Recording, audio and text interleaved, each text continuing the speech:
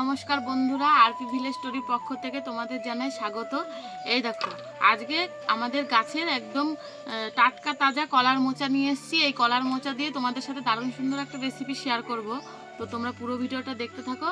চলো আগে মোচাটা কেটে দেখাই তোমাদেরকে কেমন করে কাটতে হবে।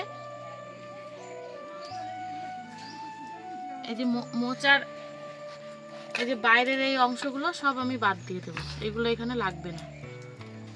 মোচার ভেতরের অংশটা আমার প্রয়োজন, ঠিক আছে? তো মোচার ভেতরের অংশটা আমি বার করে নিচ্ছি। এই যে এরকম লেয়ার লেয়ার হয়ে আছে, এগুলো সব ছাড়িয়ে নিচ্ছি।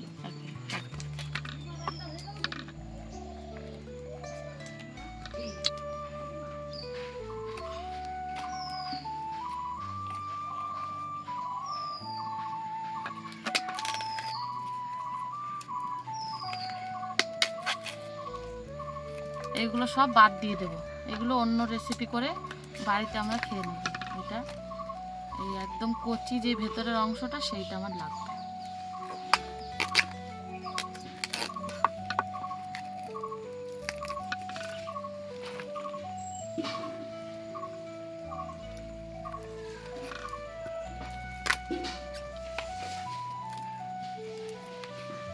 এই দেখো, এই কচি অংশটা আমি এবার কেটে নেব।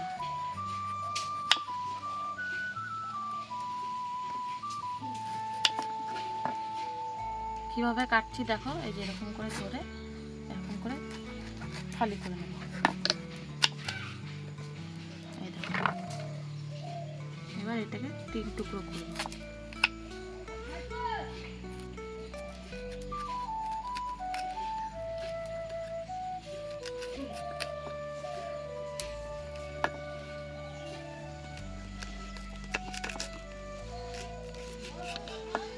এবার এটাকে একদম ডাইরেক্ট এই জলের মধ্যে আমি ভাপাতে দেবো।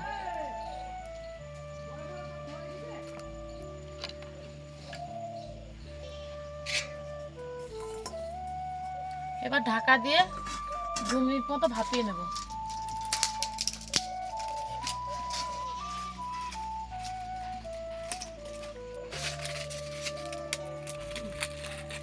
দেখো, খুব ভালো করে সেদ্ধ করে নিয়েছি, এবার নামিয়ে নিচ্ছি।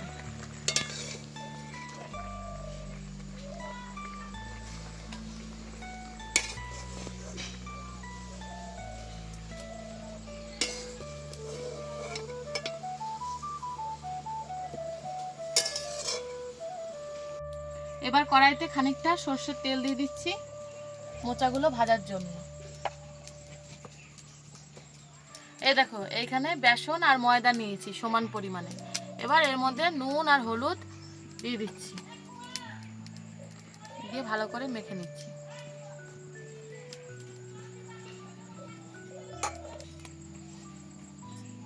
কলার মোচাগুলো এই যে এই গরম অবস্থাতেই এই যে এই বেসনের গুঁড়োটা এর মধ্যে দিয়ে দিচ্ছি, দিয়ে ভালো করে কোটিং করে নেব।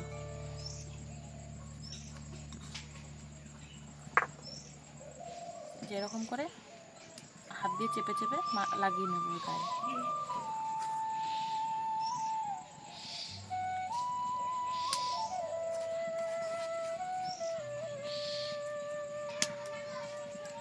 এবার এগুলোকে ভালো করে ভেজে নেব।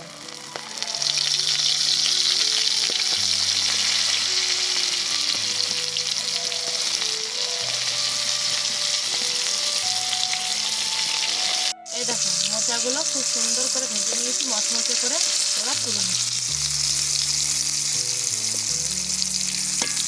মোচা ভাজতে কিন্তু খুব একটা বেশি তেল লাগবে না, যেটুকু তেল দিয়েছিলাম সেই তেলটা রয়েই গেছে। এবার বাকি মোচাটাও ওইভাবে আমি ভেজে নেব।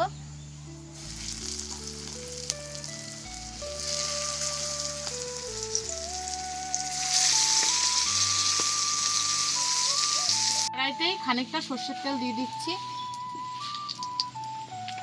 এবার ফোড়নে দিচ্ছি জিরে, শুকনো লঙ্কা আর হচ্ছে গরম মশলা।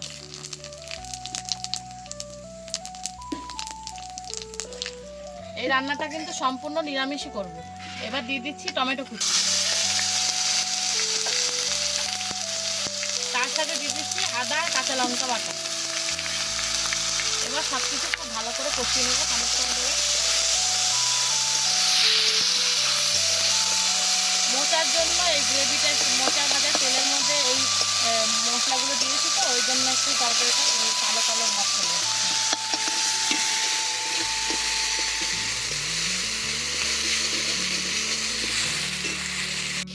এই দেখো সমস্ত মশলা খুব ভালো করে কষিয়ে নিয়েছি। এবার দিয়ে দেবো পরিমাণ মতো জল।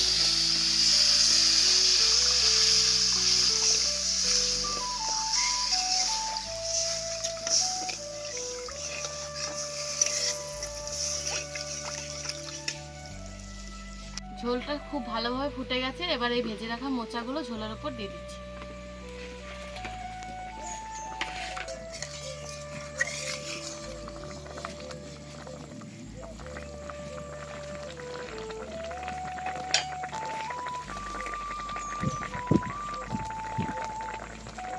আমাদের রান্না প্রায় কমপ্লিট হয়ে গেছে। এবার খানিকটা ধনেপাতা কুচি দিয়ে আমি নামিয়ে নেব।